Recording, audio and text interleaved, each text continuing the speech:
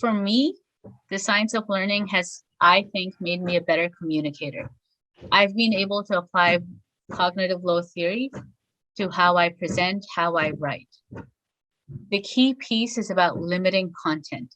In your pitch, you have limited attention of the investor. Think about what do they really need to know? What can you assume they already know? Right? For example, COVID learning loss is almost a given. Do you need to spend time talking about it? Right? That might be an unnecessary sentence to include. Limit it. Second thing is the text on slides. Ignore today's because I want to send this to you folks as like a keepsake. But typically, if you notice, I try to keep the slides fairly clean. The reason is when you keep too much on the slide, your listener doesn't know whether they should be reading the slide or listening to you. You're splitting their attention. Anytime attention is split, it's a form of extrinsic load, right? I have to work twice as hard to listen. Third one is short sentences. This is coming back to that memory structure that we talked about. When you give me short sentences and you can connect the different concepts. So coming back to applying this towards an investor pitch, limit content. What do they really need to know? Limit text, limit anything that's unnecessary. Put in short sentences, which I can remember. If your sentence is so long that the person listening cannot remember the start of it, it's far too long.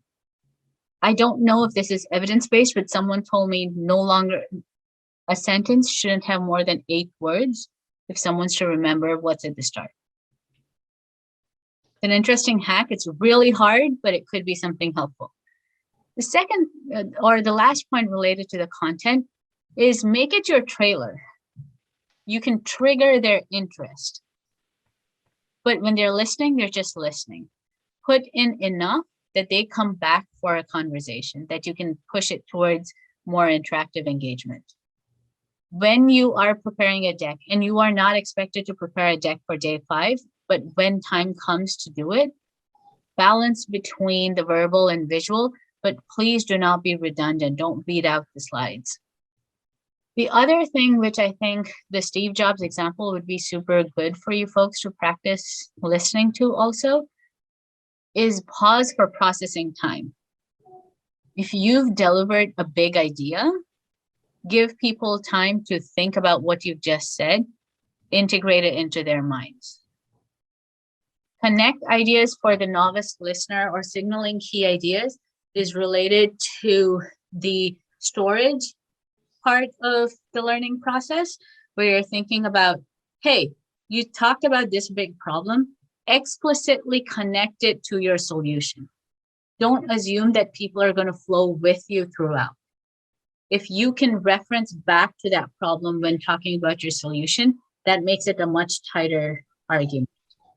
And the final thing is about retrieval. They listen to you, they give you feedback, they say, hey, maybe let's talk later. Follow up, not just because it's good business practice, but it also helps retrieve that information, right? When they see your name again pop up on their LinkedIn feed, when they see an email from you, they're like, hey, wait, who is this person? The more they remember, the more you stay on top of their memory.